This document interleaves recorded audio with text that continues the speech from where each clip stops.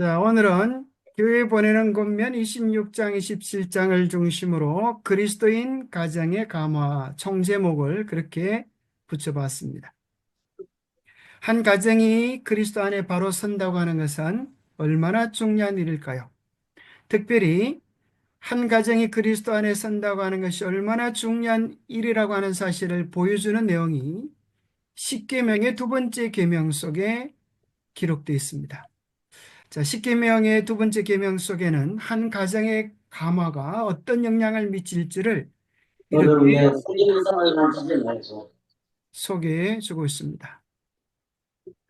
그것들에게 절하지 말며 그것들을 섬기지 말라. 나 내 하나님 여호와는 질투하는 하나님인즉 나를 미워하는 자의 죄를 갚되 아버지로부터 아들에게로 3, 4대까지 이르게 하거니와 나를 사랑하고 내 계명을 지키는 자에게는 천대까지 은혜를 베푸느니라. 아멘. 예, 여기 보니까 한 가정이 바로 서고 하나님께 영광을 돌리면 그 은혜가 몇 대까지요? 천대. 천대까지 은혜가 강물처럼 흘러넘치고 반대로 한 가정에 바로 서지 못하고 악한 가마를 미치면 몇 대까지요? 예, 3, 4대까지. 그래서 참 안타깝게도 악한 것도 영향을 미친다는 거예요. 그러나 더 감사하고 은혜로운 사실은 한 가정이 바로 쓸 때, 하나님을 사랑하고 그 계명을 지킬 때 천대까지, 또 생각해 보면 천대의 은혜를 받고 또 그 가정 속에 또 천대 이어지면 아마도 영원한 은혜가 그 가정에 머물지 않을까 그렇게 생각이 되는데요. 아멘. 이 두 가정, 천대까지 은혜를 베푼 가정의 예를 성경에서 발견할 수 있을까요? 아브람. 3, 4대까지 또 죄와 고통이 넘어간 가정을 우리가 성경에서 발견할 수 있을까요? 그 사람 누구 같아요? 사인. 예, 그렇죠. 자, 로세의 가정과 아브라함의 가정은 그 말씀이 적용되어지는 대표적인 경우라고 생각을 합니다. 아, 로세가. 예, 아브라함과 롯이 약속의 땅 가나안을 향하여 나아갑니다. 그러다가 너무 가족들이 많아지자 함께 거할 수가 없게 되었어요. 그때 삼촌인 아브라함이 조카에게 먼저 제안을 하는 겁니다. 네가 먼저 우하면 나는 좌하고 네가 먼저 좌하면 나는 우하리라. 네가 먼저 좋은 곳을 선택하라고 선택의 우선권을 주었습니다. 그때 롯은 어떤 선택을 했습니까? 요단들. 그죠? 더 좋은 곳, 자기 눈에 좋은 곳을 선택했는데 한번 우리 최 장로님이 성경 말씀 한번 읽어 주실래요? 큰 소리로. 이에 롯이 눈을 들어 요단 지역을 바라본즉 수알까지 온 땅에 물이 넉넉하니 여호와께서 소돔과 고모라를 멸하시기 전이었으므로 여호와의 동산 같고 애굽 땅과 같았더라. 롯은 그 지역의 도시들에 머무르며 그 장막을 옮겨 소돔까지 이르렀더라. 소돔 사람은 여호와 앞에 악하며 큰 죄인이었더라. 예, 아멘. 감사합니다. 저 아나운서처럼 목소리가 좋습니다. 자, 여기 보니까 롯이 선택한 것이 현명한 선택이었습니까? 아니면 어리석은 선택이었습니까? 현명한 어찌 보면 현명한 것 같고, 그죠? 어찌 보면 안 좋은 선택이었지요, 그죠? 자, 다른 질문을 하면 이렇게 하면 어떨까요? 그의 선택은 이타적인 선택이었을까요? 이기적인 선택이었을까요? 이기적. 그죠? 이기적인 것이었어요. 그죠? 자기가 조카임에도 불구하고 자기 눈에 딱 보니까 먼저 좋아 보이는 거예요. 특별히 소돔 고모라를 보니까 성경에 본 표현이 좀 이상하지요? 뭐 같다 그랬어요? 요단. 여호와의 동산 같고 애굽 땅 같았다. 여호와의 동산은 뭘 이야기하는 것 같아요? 에덴 동산 같고 애굽 땅 같다. 자, 여호와의 동산과 애굽 땅이 공통점이 있을까요? 다 풍요로운 곳입니다. 그런데 하나는 자, 환경적으로는 비슷하다는 거예요. 그죠? 애굽 땅에는 나일강으로 말미암아 풍성함이 있었고 여호와의 동산 에덴 동산에도 그 아름다운 생명 강줄기로 인하여 풍성했습니다. 그런데 어떻게 우리 생각에 여호와의 동산은 하나님께 예배하는 영광의 도성이고 애굽 땅은 죄와 욕망이 가득 찬 곳인데 그것이 두 가지가 외형적으로는 같을 수 있다는 거예요. 우리의 마음의 태도에 따라서 우리에게 주어지는 풍요가 하나님께 영광이 되기도 하고 자기 욕망의 도성이 될 수도 있는 것 아닐까요?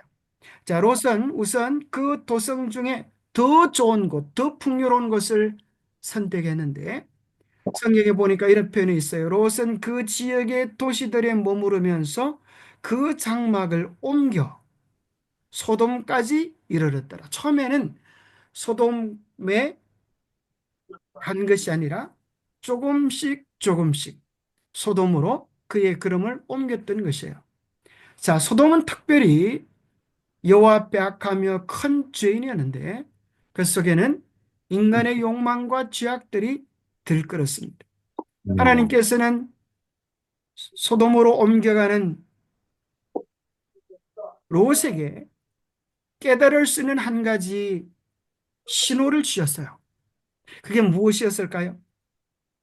혹시 아세요? 롯아, 네가 죄악 가운데 빠지면 안 돼.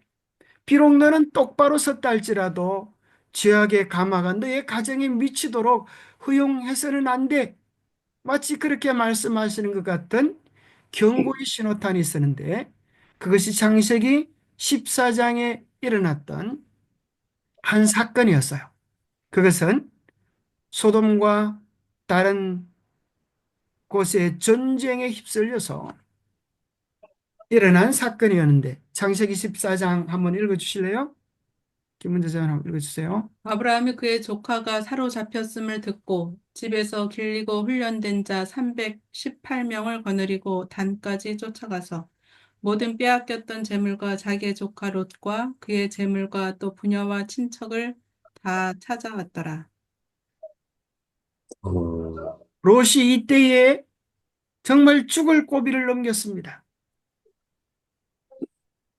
포로로 잡혀가서 그 당시에 말하면 재물도 빼앗기고 가족들이 다 잡혀가서 죽을 위기가 되었는데 그의 삼촌 아브라함은 저런 고약한 놈, 지 좋은 것만 선택하더니 결국 저렇게 어려움을 당하는구나. 꼴 좋다 한번 지켜보자. 이렇게 하지 아니하고 아브라함은 집에서 길리온 용사 318명을 거느리고 적극 출동하여서 조카 롯과 가족들을 다 구하여 냅니다. 그때 만약에 롯이 깨달았다고 하면 그렇구나. 이 모든 인생 속에 우연이 없는데 내가 이렇게 어려움을 당한 것은 내가 하나님 편을 선택하지 아니하고 죄악 속의 영향을 받는 곳에 살았기 때문에 그런 것은 아닐까라고 깨닫고 아브라함처럼 다른 정결한 하나님 앞에 바로 서는 생활을 하였더라면 소돔 고모라가 멸망될 때 어려움을 당하지 아니했지 않았나 생각합니다. 아멘. 창세기 19장에서 드디어 소돔 고모라가 멸망할 때가 나타납니다. 저녁 때에 두 천사가 소돔에 이르러서 소돔 중에 구원받을 만한 의인이 있는지를 찾고 있었습니다. 그때 롯에게는 아브라함에게 전수받았던 좋은 습관이 있었는데 그것은 나그네를 집으로 영접한. 데리는 좋은 습관이었습니다. 그런데 이 나그네는 이 두 천사는 롯이 요청할 때에 거절했을까요? 기꺼이 응했을까요? 3절에 보니까 롯이 뭐 했다 그래요? 엄청한. 간청하매라는 말은 간청하도록 했던 계기가 있었다는 거겠죠. 아마도 그의 마음을 떠보기 위해서 천사들은 그냥 지나치려고 했을 것입니다. 내가 좀 바빠요. 갈 길이 멉니다. 뭐 여러 가지 핑계를 댈 수 있어요. 그런데 롯이 아닙니다. 정말 저희 집에 꼭 모시고 싶습니다. 간곡히 요청할 때에 천사가 그 집으로 들어옵니다. 그것은 정말 롯의 구원이 결정되어지는 선한 감화가 얼마나 중요한지를 보여주는 그런 시간들이었어요. 롯이 만약 그 좋은 습관을 가지지 않았더라고 하면 그도 잃어버린 바 되었을 것입니다. 그런데 안타까운 일들은 롯이 그 집 안으로 두 천사를 인도하고 나자 무슨 일이 일어나는지를 우리는 잘 알고 있죠. 동네 사람들이 몰려와서 그 두 나그네를 내놓아라. 우리가 그들과 상관하리라. 그렇게 하는데 상관이라고 하는 그 단어, 우리 한국 성경에는 점잖게 표현됐던 그것이 영어로 보면 성적인 관계를 이야기합니다. 그 당시 얼마나 나라가 그 소돔 고모라가 타락이 되었는지 온 동네 사람들이 모여서 성폭행할 정도로 도시가 타락되었습니다. 바로 그 소도마이트라고 하는 영어 단어는 동성연애자라고 하는 의미를 가지고 있습니다. 그럴 정도로 유명한 죄악으로 소문난 곳입니다. 마치 오늘 이 시대에 그와 같은 죄악들이 관영하지 않습니까? 이것은 이 세상의 마지막을 예고해 주는 것과 같은 것입니다. 자, 그 두 천사는 이제 소돔 고모라가 죄악이 관영했기 때문에 더 이상 유지될 수 없고 이제는 멸망할 수밖에 없기 때문에 롯에게 이야기합니다. 신속히 내게 속한 가족들을 데리고 나가라라고 이 성의 멸망을 이야기합니다. 14절 한번 읽어주시겠어요? 롯이 나가서 그 딸들과 결혼할 사이들에게 말하여 이르기를 여호와께서 이 성을 멸하실 터이니 너희는 일어나 이곳에서 떠나라 하되 그의 사이들은 농담으로 여겼더라. 예, 롯이 나가서 그의 딸들과 딸들이니까 2명 이상이었죠. 그죠? 아마 어쩌면 3명일 수도 있습니다. 딸들과 결혼할 사위들이 있었습니다. 그 사위들도 있으니까 만약에 딸이 셋이라고 하면 사위도 셋. 그죠? 또 결혼하지 아니한 2딸이 있었죠. 그러니까 몇 명이 돼요? 6명, 7, 8. 롯과 롯의 아내. 그렇게만 하면 10명이 되는 것입니다. 이 성을 멸하니까 빨리 가라. 그렇게 하나님의 천사로 부름받은 내용을 롯이 사위들에게 전해 주었는데 사위들은 뭐로 여겼다 그래요? 농담. 농담하지 마십시오. 장인 어르신 이러는 거예요. 왜 사위들이 농담하지 마십시오 그랬을까요?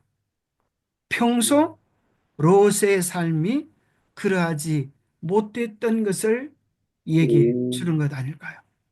롯이 평소 하나님 앞에 진지하고 참으로 경건한 삶이었다고 하면 사위들은 그의 말을 무게감 있게 들었을 것입니다. 롯이 지체하는 일로 말미암아서 하나님의 천사가 파송되어져서 손을 붙잡고 소돔 멸망하는 도성에서 끄집어내야 하는 그런 일이 있었습니다. 에스겔서 16장에는 소돔 고모라는 성적인 죄악뿐 아니라 또 다른 죄악을 소개해 주는데 한번 읽어보겠습니다.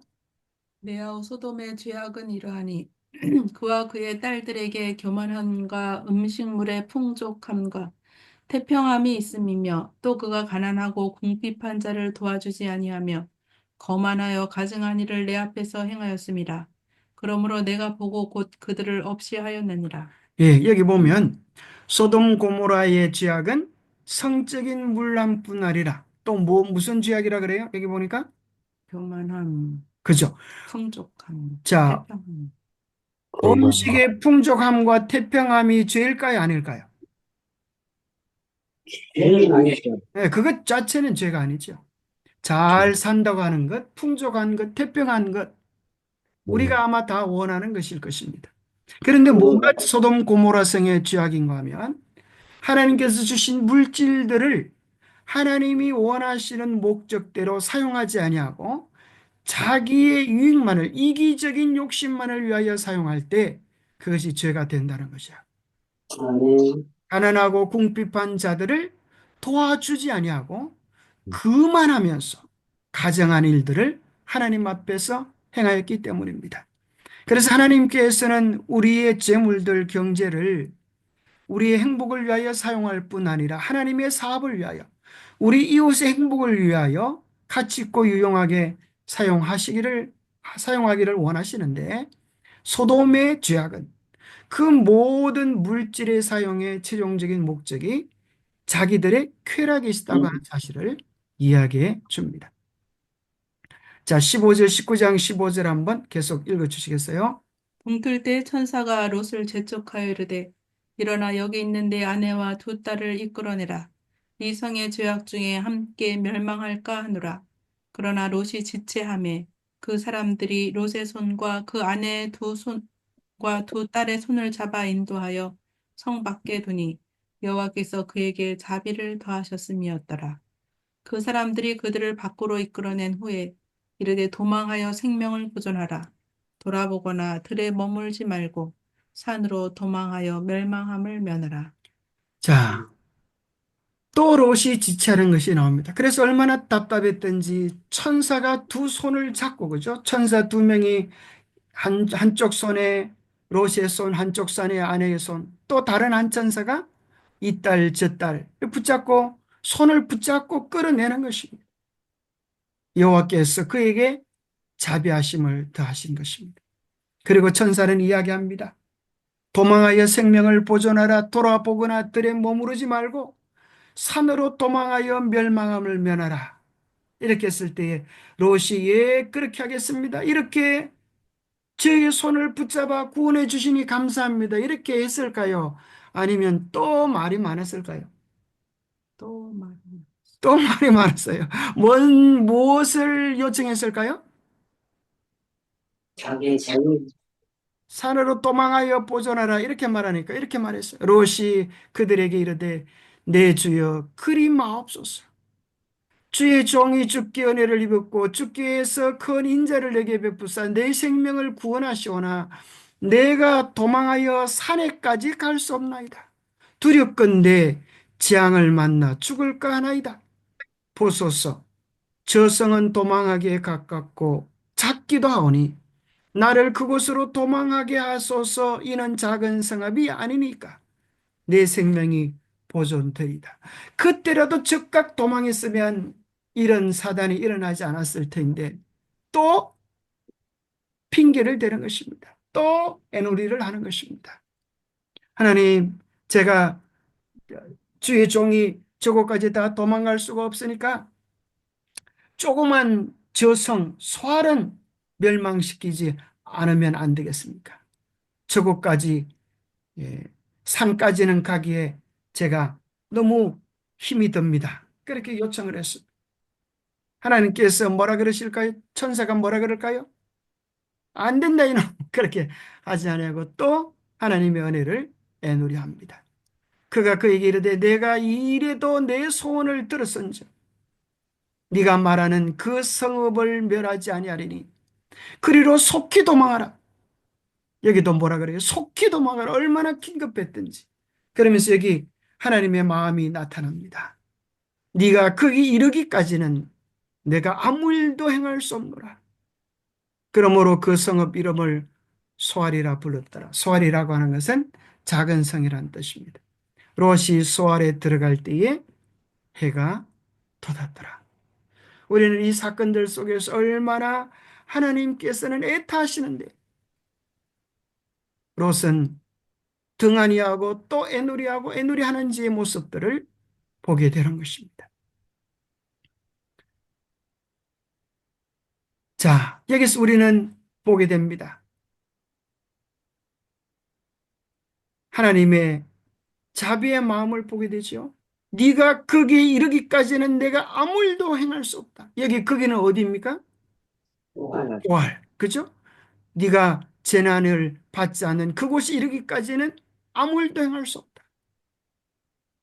드디어 롯이 뭐 했어요? 소알에 들어갈 때에 해가 돋았고 그 다음에 무슨 일이 일어나는가 하면 24절에 보니까 여호와께서 하늘에서 유황과 불을 소돔 고모라에 내리시면서 모든 백성과 땅에 난 것을 다 엎어 멸하셨습니다.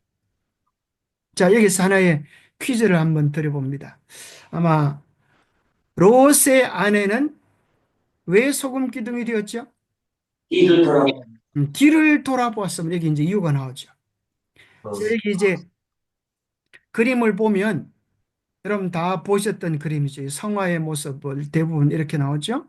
한쪽에는 소돔 고모라가 불타고 있고 롯과 두 딸은 도망가고 있고 롯의 아내는 뒤돌아보다가 소금 기둥이 되었습니다. 자, 이 그림에 어떤 하자가 있을까요? 여러분 혹시 이 그림에 어떤 문제가 있는 것 아시겠습니까?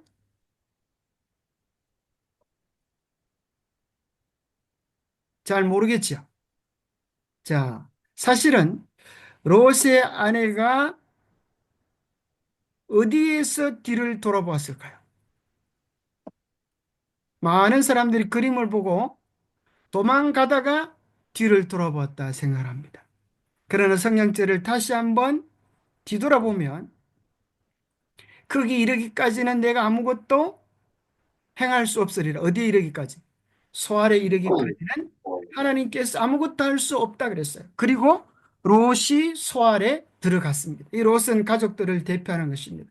가족들이 함께 소알에 들어간 것입니다. 그때 해가 떠오르고 유황불이 내린 것입니다. 그 후에 아내는 뒤를 돌아보았습니다. 이것은 오늘 우리들에게 무엇을 얘기해 주는가 하면 비록 소알 땅에 있다 할지라도 그의 마음이 어디에 있느냐가 우리의 영적인 주소라고 하는 사실을 우리에게 이야기해 줍니다. 내 보물이 있는 그곳에 내 내 마음 마음도 있느니라. 그 여자의 몸은 덜에 나와 있으면서도 마음은 어디에 달라붙어 있었어요? 소돔에 달라붙어 있었기 때문에 그것과 함께 멸망하게 되었다는 것입니다. 우리의 마음이 어디에 묶여 있는가? 우리가 무엇을 즐거워하고 무엇을 기뻐하고 무엇을 소망하는가? 그것이 우리의 영적인 주소라고 하는 것입니다. 우리의 몸은 교회에 있지만 우리의 생각은 세상에 있을 수 있다고 하는 것입니다. 그리고 롯이 이기적인 선택을 했고 점점 세상을 추구했기 때문에 우리가 아는 것처럼 창세기 19장 37절 38절에 보면 끔찍한 정말 입에 담기 어려운 죄악의 유산을 이 땅에 남기지 않습니까? 그의 두 딸이 아버지에게 술을 먹이고 아이를 낳습니다. 그래서 큰 딸이 아이를 낳아서 이름을 모압이라고 짓고 작은 딸이 아이를 낳아서 암몬, 베남미라고 짓고 암몬의 조상이 됩니다. 신명기 13장 3절에 보면 이 끔찍한 죄악 때문에 암몬 사람과 모압 사람은 여호와의 총회에 영원히 들어오지 못하리라고 하는 무서운 선고를 내립니다. 롯이 남긴 것, 그것은 정말 아무것도 없는 것처럼 마치 불에 타다가 끄집어낸 막대기가 구원받는 것 같은 그런 그의 결말을 보여줄 뿐 아니라 이스라엘 백성들을 끊임없이 괴롭히는 암몬과 모압 족속을 이 땅에 두게 됩니다. 부자 선지자 168페이지에는 롯의 생애가 우리에게 이런 교훈을 준다고 소개하고 있습니다. 롯이 소돔에 들어갔을 때 그는 자신을 온전히 죄악에 물들지 않게 하고 가족들을 명하여 자신을 따르게 하려고 하였다. 그러나 그는 크게 실패하였다. 주위에 부패시키는 가마는 그 자신의 믿음에 영향을 끼쳤으며 그의 자녀들이 소돔의 주민들과 결합하였기 때문에 그의 관심도 어느 정도 그들의 관심사와 결부되었다. 그 결과는 우리 앞에 놓여 있다. 지금도 같은 잘못을 저지르는 사람들이 많다. 집을 선택함에 있어서 그들은 그들 자신과 그들의 가족들을 둘러쌀 도덕적, 사회적 가마보다도 그들이 얻을 현세적 이익을 더 바라본다. 예, 여기 롯의 삶은 우리에게 중대한 교훈을 남겨주고 있습니다. 자신은 죄악에 온전히 물들지 않게 하고 또 가족들을 명하여 자신을 따르게 하겠다고 결심했지만은 주변의 가마의 영향을 이기지 못했다고 하는 사실입니다.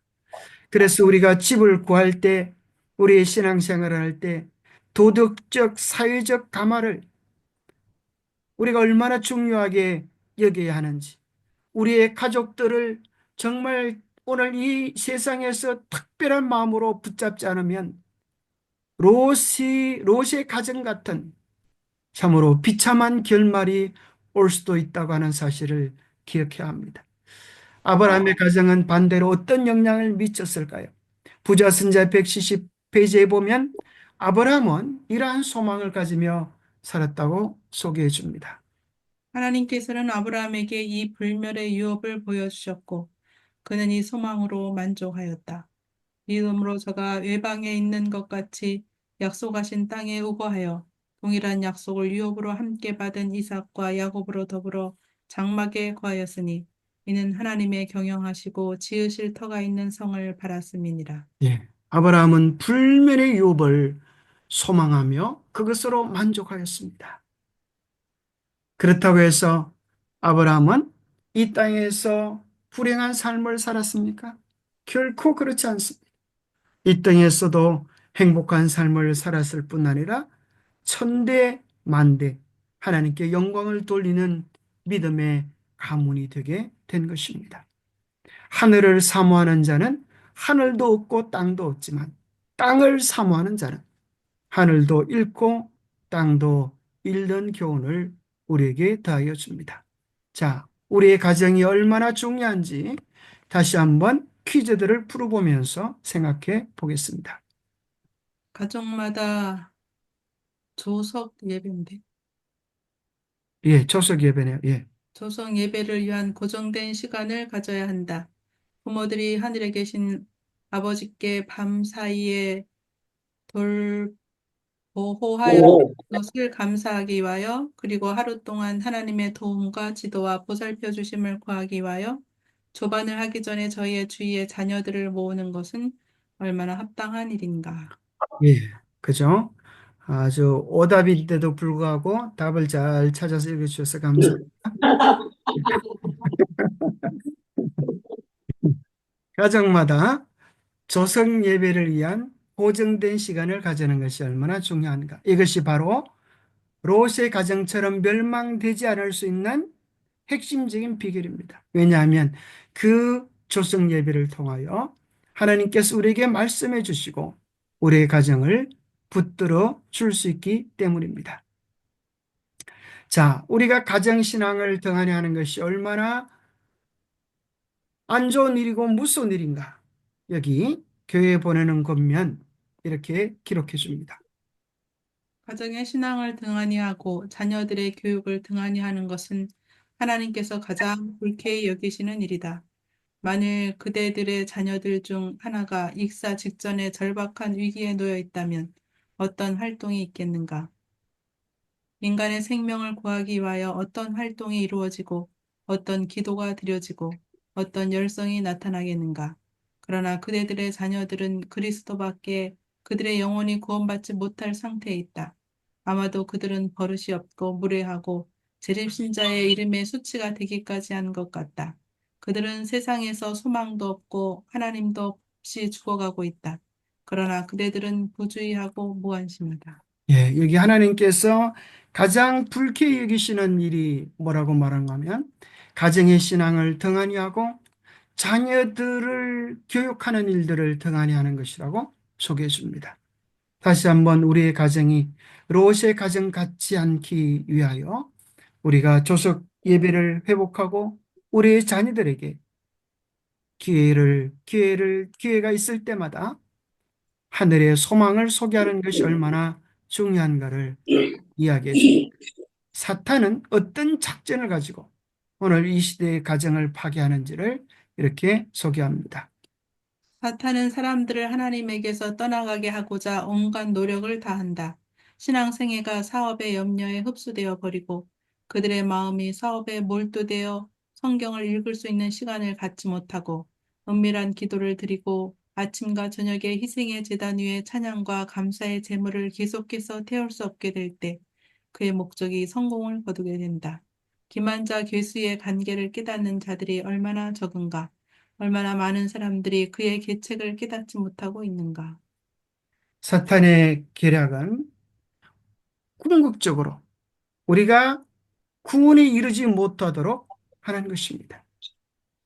그래서 신앙생활이 사업의 염려에 휩쓸려서 마음이 세상 일에 몰두되어서 성경을 읽을 시간도 기도를 드릴 시간도 아침 매역 하나님 앞에 예배를 드릴 시간도 없도록 우리를 너무나 분주하게 만들어 버리는 것입니다. 오늘날 많은 사람들이 너무 분주하고 하나님 앞에 예배를 드리는 시간까지라도 너무나 피곤하여서 마음을, 정신을 주님께 집중시키지 못할 때가 많습니다. 그래서 오늘 선지자는 우리 모두에게 간곡히 이렇게 호소하는 것입니다. 우리 모두의 가정이 기도의 집이 되어야 한다고 호소합니다. 만일 모든 집이 기도의 집이 되어야 할 때가 일찍 있었다면 그것은 바로 지금이다. 불신과 회의가 편만하여 있다. 죄악이 관영하다. 추악함이 영혼의 생명의 순환 속에서 흐르며 하나님께 대한 반역이 생애 속에서 일어난다. 죄의 노예가 되어 도덕력은 사탄의 횡포의 지배를 받는다. 그 영혼은 사탄의 유혹의 농락물이 된다. 그래야 어떤 능력 있는 팔이 그를 구원하기 위하여 뻗쳐지지 아니한다면 사람은 반역의 괴수가 길을 인도하는 대로 따라간다. 참으로 오늘 이 세상의 죄악 속에 빠져들어가는 줄도 알지 못하고 우리의 가정들이 영적인 수준을 잃어버리고 신앙의 기치를 빼앗겨 버린다고 하는 것입니다. 자, 기도는 우리에게 있어서 얼마나 중요합니까? 선지자는 이렇게 권면합니다. 기도는 요긴한 것이 아니라는 생각은 영혼들을 멸망시키기 위한 사단의 매우 성공적인 괴계 중의 하나이다. 기도는 지혜의 원칙이시오. 지혜의 원천이시오. 힘과 화평과 행복의 근원 되시는 하나님과 교통하는 것이다. 예수께서는 아버지께 심한 통곡과 눈물로 기도하셨다. 바울은 신자들에게 범사의 기도와 간구로 감사하며 저희 소원을 하나님께 아뢰면서 쉬지 말고 기도하라고 권면하고 있다. 야고보는 서로 기도하라. 의인의 간구는 역사하는 힘이 많으니라고 말한다. 신실하고 열성 있는 기도로서 부모들은 저희 자녀들의 주위에 울타리를 쳐야 한다. 자, 제2번입니다. 아버지와 어머니들이여, 예배 시간을 아주 흥미있게 하여라. 하루 중에 이 예배 시간이 가장 유쾌하고 기쁜 시간이 되지 않을 하등의 이유가 없다. 이 예배 시간을 위하여 조금만 생각을 해서 준비하면 그 시간을 흥미와 유익으로 충만하게 할 수가 있을 것이다. 예, 우리 어린 자녀들을 위하여서 재밌는 시간, 또 우리 가족들이 모이는 시간이 너무나 행복하고 좋은 시간이 되도록 우리는 예배를 의미 있고 또 재미와 의미 이 두 가지가 함께 공존하도록 우리가 마음을 써야 할 것입니다. 그러면서 아침마다 해야 될 일 이렇게 권면합니다. 아침마다 그날 하루를 위하여 그대 자신과 그대의 자녀들을 하나님께 헌신하라. 여러 달이나 여러 해 동안을 미리 타산하지 말라. 이 날들은 그대의 것이 아니다. 짧은 하루가 그대에게 주어졌다. 이날이 마치 지상에서의 그대의 마지막 날인 것처럼 그 시간 동안을 주님을 위하여 일하라. 그대의 모든 계획을 하나님 앞에 내놓고 하나님의 섭리의 지시대로 일을 수행하든지 그만두든지 하라. 그대 자신의 계획보다 하나님의 계획을 받아들여라. 비록 그 받아들임이 이미 품고 있던 계획을 포기하게 하는 일이 있더라도 그리하라. 이와 같이 하면 생애는 더욱 하늘의 모본을 따라 꼴지어져 갈 것이다. 예, 아침마다 하나님 앞에 우리의 계획들을 내어놓고 하나님의 뜻대로 그렇게 수행하기로 작정하는 것입니다. 하나님의 뜻이 아니라면 포기하고 하나님의 뜻이라고 하면 실행할 때 우리가 더욱 하늘을 닮아가게 될 것입니다. 3번에 보면 특별히 우리의 자녀들에게 필요되어지는 성품과 생활 습관에 대하여 이렇게 소개합니다. 우리의 자녀들에게 극기와 자제심을 행사하도록 가르쳐야 한다. 허다한 사람들이 파산이 되고 부정직하게 재물을 횡령하는 까닭은 그들이 아내와 자녀들의 사치스러운 도락들을 만족시키려고 애쓰기 때문이다. 도락이 뭐예요? 쾌락, 즐거움, 자기의 개인적인 유익 이런 거예요. 자, 자녀들에게 있어가지고 극기와 자제심을 행사하도록 가르쳐 주지 않으면 이런 결과에 빠지기 쉽다는 거예요. 예, 요즘은 이 물건들이 참 많잖아요. 그래서 많은 어린아이들이 시장 가면 뭘 달라고 할까요? 지 눈에 보이는 장난감들을 다 가지고 싶어요. 사람 마음을 들뜨기하고 허영에 적게 하는 그런 것들이 많습니다. 그런데 그런 마음대로 다 자기가 원하는 대로 다 살아가도록 하는 것이 아니라 아이에게 극기와 자제 이런 정신을 어릴 때부터 심어주어서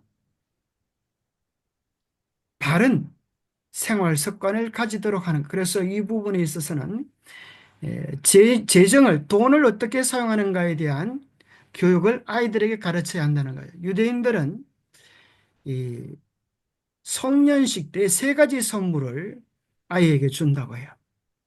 그 세 가지 선물은 첫째는 성경입니다.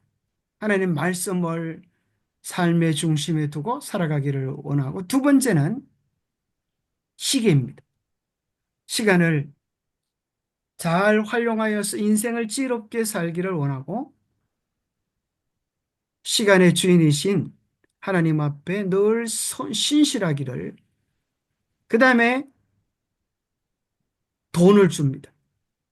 그리고 돈을 주면서 그 돈을 어떻게 관리했는지를 얼마 후에 보고하게 하는 것입니다. 아주 생각지 않았던 그 당시 꽤 큰 돈을 주는 것입니다. 그래서 아이들에게 어릴 때부터 재정을 바르게 관리하는 지혜를 가질 수 있도록 그렇게 하듯이 우리도 자녀들을 지혜롭게 근검 전략하면서도 돈을 효과적으로 쓰는 그런 원칙들을 자녀들에게 가르쳐 줄 필요가 있습니다. 하나님께서는 당신의 백성들이 사려 깊고 신중하기를 원하신다. 주께서는 저들이 범사의 경제를 배워서 조금도 낭비하지 않기를 바라신다. 그대는 언제 절약하고 언제 써야 할지를 배워야 한다. 자기를 부인하고 십자가를 지지 아니하면 우리는 그리스도의 추종자가 될 수 없다. 우리는 떠날 때는 공정하게 청산해야 한다. 예, 여기 보면 그런 속담이 있지 않습니까? 아무리 부자가 돈이 많아도 돈을 쓰려고 하면 모자란다. 그런 말이 있어요. 그죠? 자기를 위하여 쓰려고 하면 그죠? 한도 끝도 없는 것이 돈이죠. 그러나 우리가 자기 자신을 잘 관리하면 이런 말씀을 우리의 삶에 지침으로 둘 수 있겠다고 생각합니다. 여기 보니까 에, 낭비하지 않고 또 자기를 부인하는 그런 법을 배우면 우리는 늘 풍족하게 또 만족하며 감사하며 살 수가 있습니다.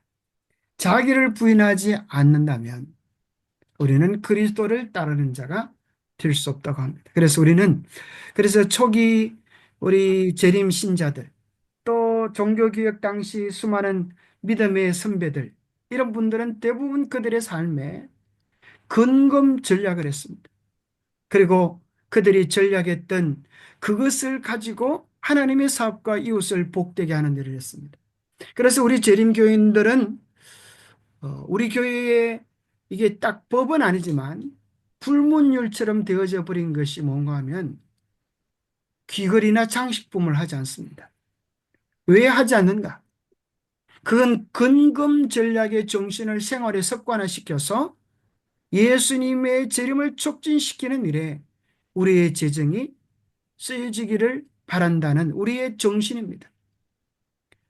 물론 그래서 이제 삼육대학에 가면은 그 당시 이제 지금은 많이 이게 완화가 됐지만은 옛날에 아주 대학생들이 불만이 많았어요. 그래서 이제 자기들은 예쁘게 꾸미고 싶은데 학교에서는 그런 걸 하지 말라 그러니까 이제 뭘 가지고 오는가 하면은 목걸이를 하지 못하게 하니까 목걸이에 시계를 달고 오는 것이.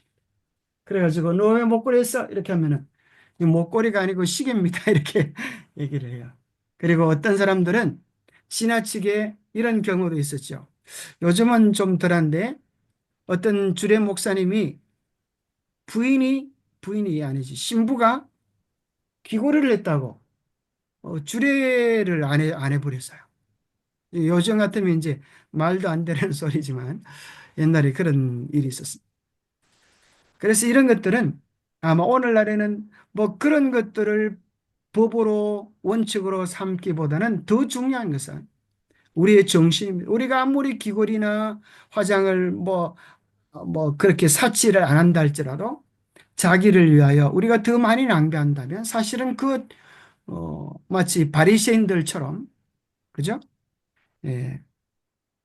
낙타는 뭐죠? 낙타는 삼키고 하루살이는 걸러내는 그와 같은 웃기는 일들을 가지게 되는 것입니다. 그래서 우리 재림 신앙의 정신, 근검 전략하고 주님을 위하여 헌신하는 그런 아름다운 정신을 우리 가져야 할 것입니다. 교회 보내는 건 154페이지 보면 재미있는 단어가 있는데요. 자, 인색함은 하나님의 풍성하심을 모독하는 것이요. 낭비도 또한 남용인 것이다. 이 인색과 남욕이라는 재미있는 단어를 씁니다. 그래서 재림 신자들은 인색도 하지 않아야 되고 낭비도 하지 않아야 된다. 그대가 언급할 가치조차 없다고 생각하는 작은 지출들이 마지막에는 상당한 액수에 이르게 된다. 하지 할 것 없는 것을 위하여 돈을 쓰고 싶은 충동을 받을 때 그대는 그리스도께서 타락한 인류를 구원하시기 위하여 견디셨던 그 극기와 자기 희생을 기억해야 한다. 네. 그리스도인들은 외유 내강의 그런 모습을 가져야 되지 않을까 생각합니다. 다른 사람에 대해서는 너그럽고 또 인자하고 부드러우려고 하면 자기 자신에 대해서는 철저하고 단호해야 합니다. 그런데 자칫 잘못하면 우리는 뭐 하기 쉬워요? 자기 자신에 대해서는 너그럽고 다른 사람에 대하여는 인색할 수 있는 것이 우리 죄인의 속성입니다. 그리스도인들은 결코 근검 전략을 하지만 인색하지는 않습니다. 다른 사람을 향하여 넉넉한 것이죠.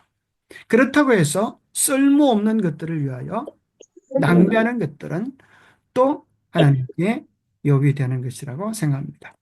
그래서 여기 보면 교회 보내는 건 154페이지 보면 우리 아나바다의 정신 참 재밌는 표현이죠. 그죠? 아껴 쓰고 나눠 쓰고 바꿔 쓰고 다시 쓰고.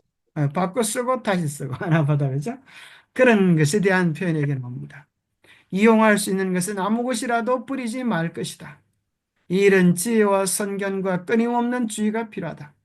그렇게도 많은 가족들이 생활 필수품의 부족으로 고통을 당하는 이유 가운데 하나는 조그마한 것들을 아껴 쓰는데 무능한 까닭이라는 것이 나에게 제시되었다. 우리에게서 지혜롭게 잘 활용하고 또 재활용을 하고 또 분리수거를 하고 이런 것들은 좋은 그리스도인의 모본이라고 생각합니다. 그리고 여기 보면 특별히 빚지지 말라. 빚을 진 자는 피차 사랑의 빚 외에는 아무에게든지 아무 빚도 지지 말라. 남을 사랑하는 자는 율법을 다 이루었느니라. 빚을 진 자는 사단이 영혼들을 잡기 위하여 친 올무에 걸린 것이다. 더 이상 빚을 지지 않기로 결심하라. 빚을 지는 이보다는 오히려 1,000가지 일을 부정하라. 이것이 그대의 생애에 저주가 되게 하고 빚에 쪼들리게 하였다. 천연두를 피하는 것처럼 그것을 피하라. 예, 전염병을 피하는 것처럼 빚을 피하라. 그랬습니다. 그래서 빛을 지지 않도록 우리가 노력하고 규모 있게 자기 재산을 관리하는 것들. 또 교회 안에서 재정을 거래하는 일들은 바람직하지 않습니다. 또 돈을 빌리고 그런 속담이 있죠. 친한 친구에게 돈을 빌려주는 것은 친구도 잃고 돈도 잃는 것이다.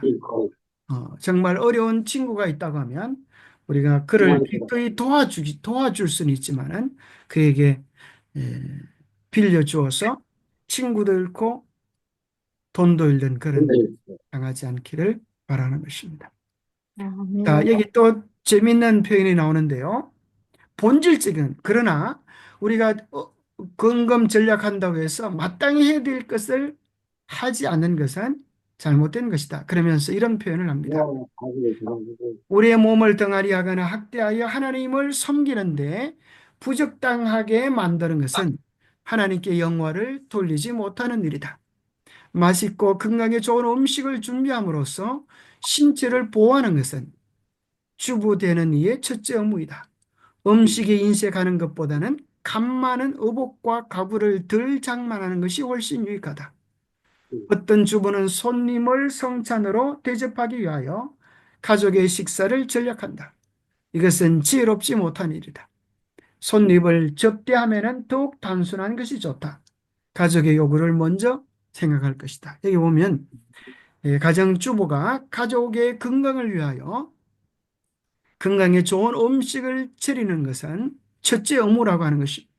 우리가 근검 전략한다고 해서 너무나 궁핍하게 그렇게 삶으로 건강의 손해를 보는 것은 바람직하지 않는 일이다. 그래서 여러분 이 책을 다 소개할 수는 없지만은 할 게 많지만은 이 내용들을 보면 정말 우리의 건강의 행복에 대하여 또 요 뒤에 보면 휴가를 어떻게 보내는가, 휴일을 어떻게 보내는가, 공휴일을 어떻게 보내는가, 우리 입는 독서들 이 모든 것들을 상세하게 하죠. 자상하게 우리 행복을 염려하시는 주님께서 권면해 주십니다.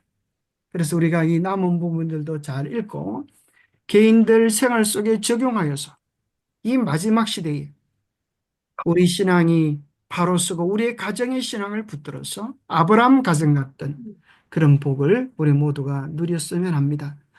아멘. 기도하겠습니다. 하나님 아버지, 참으로 우리에게 좋은 권면들을 주셔서 감사합니다. 고배의 권면들을 우리의 마음에 담아두어서 우리가 아무렇게나 인생을 낭비하며 허비하며 살지 않게 하여 주시고 우리에게 참으로 근검 전략 극기하는 정신을 주셔서 바르게 우리 자신을 훈련시키고 단련시킴으로 말미암아 하나님이 쓰실 만한 유용한 도구들이 되게 하여 주시옵소서. 아멘. 자신에 대하여는 엄격하고 단호하지만 다른 사람을 위하여 늘 넉넉하고 인자하고 자비롭고 풍요로운 하늘 축복의 통로들이 되도록 우리 모두를 주님 주장하여 주시옵기를 우리 주 예수 그리스도로 모자하여 간절히 간구하옵나이다. 아멘.